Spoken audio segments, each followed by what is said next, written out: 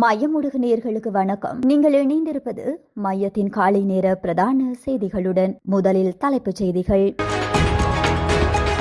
நீர்கொழும்பு சிறைச்சாலை மோதல், சந்தேக நபர்கள் அடையாளம். ஈரான் தாக்குதல், கட்டார், ஓமான், ஜோர்தானில் அமெரிக்க தளங்கள் இலக்கு. வளைகுடா நாடுகளில் பாதுகாப்பு எச்சரிக்கை. வீட்டில் துப்பாக்கியை பதுக்கி வைத்திருந்த சஜித் அணியின் உறுப்பினர் வெளியான தகவல். நீர்கொழும்பு சிறைச்சாலைக்குள் ஆபத்தான ஆயுதங்கள் கண்டெடுப்பு. மகளை பாலியல் துஷ்பிரயோகம் செய்த போலீஸ் அதிகாரியான தந்தை. நீர்கொழும்பு சிறை வன்முறையுடன் தொடர்புடைய சந்தேக நபர்கள், காவல்துறையின் அதிரடி அறிவிப்பு. குவைத் மீது சரமாரி தாக்குதல் நடாத்திய ஈரான். நள்ளிரவில் தாய்லாந்தை உலுக்கிய பாரிய தீ விபத்து, 27 பேர் பலி, தொடரும் தேடுதல் பணி. தொடர்பென விரிவான செய்திகள்.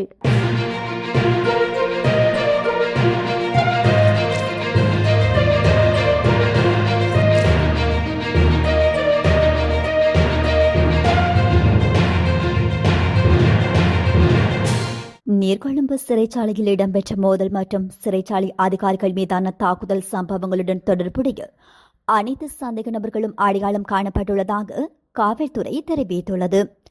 குற்றப்புலனாய்வு திணைக்களம் இது தொடர்பான விசாரணைகளை மேற்கொண்டு வருவதோடு சம்பந்தப்பட்ட அனைத்து தரப்பினரிடமிருந்தும் சாட்சியங்கள் பதிவு செய்யப்பட்டு வருகின்றது.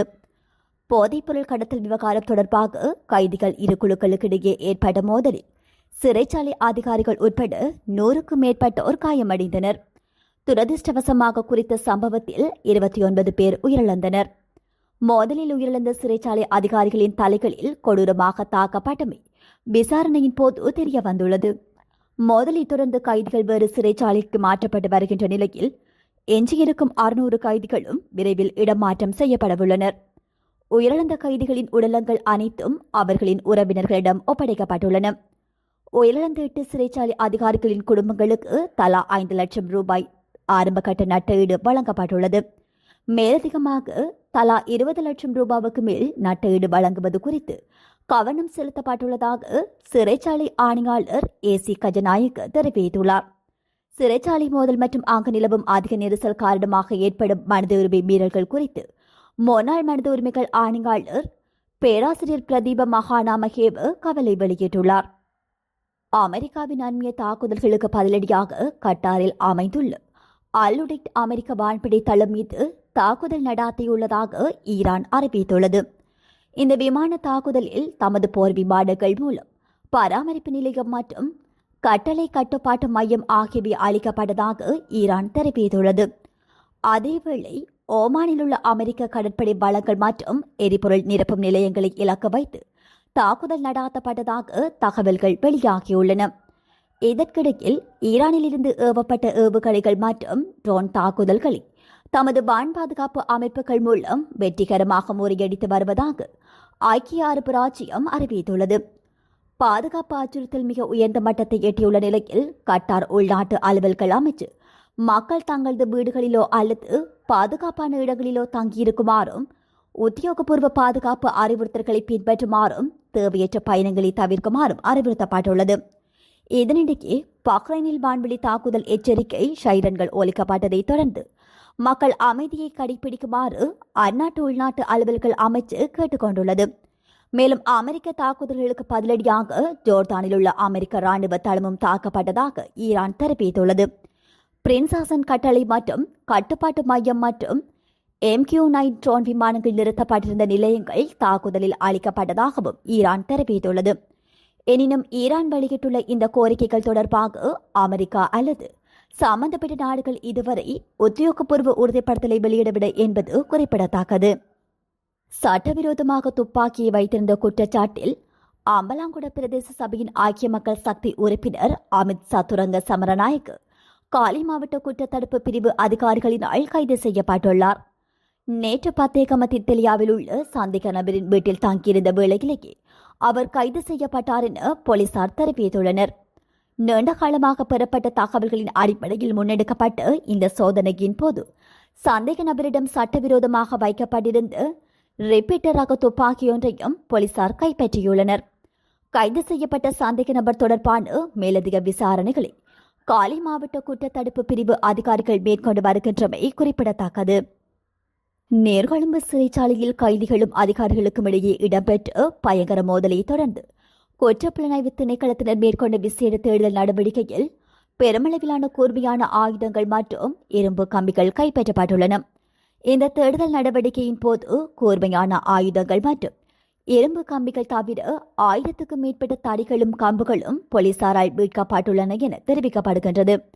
முதற்கட்ட விசாரணைகளில் கலவரத்தின் போது கைதிகள் சிறைச்சாலையின் சமையலறைக்குள் அத்துமுறி நுழைந்து அங்குள்ள கூர்மையான ஆயுதங்களை கையாண்டுள்ளமை தெரிய வந்துள்ளது. அத்துடன் சமையலறையில் இருந்த தேங்காய்களை அதிகாரிகள் மீது வீசி தாக்குதல் நடாத்தியுள்ளமை விசாரணைகள் மூலம் வெளிச்சத்துக்கு வந்துள்ளது. இந்த கொடூர மோதல் சம்பவத்தில் 8 சிறைச்சாலை அதிகாரிகள் மற்றும் 21 கைதிகள் என மொத்தம் 29 பேர் பரிதாபகரமாக உயிரிழந்தனர். இந்த சம்பவத்தை தொடர்ந்து நீர்கொழும்பு சிறைச்சாலையில் இருந்த கைதிகள் பாதுகாப்பு காரணங்களுக்காக நாட்டின் ஏனைய சிறைச்சாலைகளுக்கு தொடர்ச்சியாக மாற்றப்பட்டு வருகின்றனர். சம்பவம் குறித்த மேலதிக விசாரணைகளை குற்றப்புலனாய்வு திணைக்களத்தினர் மேற்கொண்டு வருகின்றனர். தனது மூத்த மகளை பாலியல் துஷ்பிரயோகம் செய்ததாக குற்றம் சாட்டப்பட்டு விளக்கமறியலில் வைக்கப்பட்டுள்ள போலீஸ் சார்ஜென்ட் ஒருவரின் சேவை இடைநிறுத்தப்பட்டுள்ளது. மொனராகலை உதவி போலீஸ் அத்தியட்சகர் PUP மானிய கமனவிலால் குறித்த போலீஸ் சார்ஜென்டின் சேவை கடந்த 11ஆம் தேதி முதல் இடைநிறுத்த நடவடிக்கை எடுக்கப்பட்டுள்ளது. இவ்வாறு சேவை இடைநிறுத்தப்பட்டவர் தம்பகல்ல போலீஸ் நிலையத்தில் கடமையாற்றிய போலீஸ் சார்ஜென்ட் KG சமந்தருவான் குமார் என தெரிவிக்கப்பட்டுள்ளது. கிடைக்கப்பட்ட முறைப்பாட்டின் அடிப்படையில் மேற்கொள்ளப்பட்ட விசாரணைகளில் 2022 மற்றும் 2023ஆம் ஆண்டுகளில் தனது மூத்த மகளை தொடர்ச்சியாக பாலியல் துஷ்பிரயோகம் செய்ததாக சந்தேக நபர் மீது குற்றச்சாட்டு முன்வைக்கப்பட்டுள்ளது. சிறுமியின் தாயார் 2021ஆம் ஆண்டு உயிரிழந்த பின்னர் இந்த சம்பவங்கள் இடம்பெற்றதாக போலீஸ் விசாரணைகளில் தெரிய வந்துள்ளதாக தெரிவிக்கப்படுகின்றது. இந்த நிலையில் வேறு ஒருவருடன் சிறுமி காதல் தொடர்பில் இருந்ததாக கூறி சந்தேக நபர் அவரை தாக்கியதாகவும் அதில் காயமடைந்த சிறுமி வைத்தியசாலையில் சிகிச்சை பெற்றபோது தந்தையினால் இடம்பெற்றதாக கூறப்படும் துஷ்பிரயோகம் தொடர்பில் வைத்தியரிடம் தெரிவித்ததாகவும் குறிப்பிடப்பட்டுள்ளது. இதனையடுத்து வைத்தியசாலை போலீசார் சம்பவம் தொடர்பில் தம்பகல்ல போலீசாருக்கு அறிவித்ததை தொடர்ந்து சந்தேக நபர் கைது செய்யப்பட்டுள்ளார். பின்னர் அவர் சியம்பலாண்டுவ நீதவான் நீதிமன்றத்தில் முன்னிலைப்படுத்தப்பட்டதை அடுத்து எதிர்வரும் 15ஆம் தேதி வரை விளக்கமறியலில் வைக்க நீதிமன்றம் உத்தரவிட்டுள்ளது. இந்த சம்பவம் தொடர்பான மேலதிக விசாரணைகளை தம்பகல்ல போலீஸ் நிலைய பொறுப்பதிகாரி கினிகே தலைமையிலான போலீசார் முன்னெடுத்து வருகின்றனர். ஈரானின் இஸ்லாமிய புரட்சிகர காவல் படையினர் குவைத் மீது ட்ரோன் தாக்குதல்களை நடாத்தியுள்ளதாக தெரிவிக்கப்படுகின்றது. அமெரிக்காவின் ஹைமார்ஸ் ஏவுகணை ஏவுதளங்கள் மற்றும் அவற்றின் வெடிமருந்து களஞ்சியங்களே இந்த தாக்குதலின் இலக்குகளாக இருந்ததாகவும் தெரிவிக்கப்பட்டுள்ளது. ஈரானின் ஃபார்ஸ் செய்தி நிறுவனம் இதனை குறிப்பிட்டுள்ளது. சில மணி நேரங்களுக்கு முன்னர் குவைத்தின் பாதுகாப்பு ஊடக பேச்சாளர் இது குறித்து அறிவிப்பொன்றை விடுத்துள்ளார். இதில் நடாத்தப்பட்ட ஒரு குற்றவியல் தாக்குதல் காரணமாக 3 எல்லை மையங்களும் கடல் கடந்த எண்ணெய் அகழ்வாராய்ச்சி தளம் ஒன்றும் சேதமடைந்துள்ளதாக தெரிவித்துள்ளார். மேலும் இதில் தொழிலாளி ஒருவர் காயமடைந்துள்ளதாக அவர் தெரிவித்துள்ளமை குறிப்பிடத்தக்கது. தாய்லாந்தில் தீ விபத்தில் சிக்கி 27 பேர் உயிரிழந்துள்ளதாக தெரிவிக்கப்பட்டுள்ளது. பாங்காக் நகரிலுள்ள மதுபான கடையொன்றிலேயே இந்த சம்பவம் இடம்பெற்றுள்ளது. நள்ளிரவு கடந்தவுடனேயே இந்த தீ விபத்து ஏற்பட்டுள்ளது.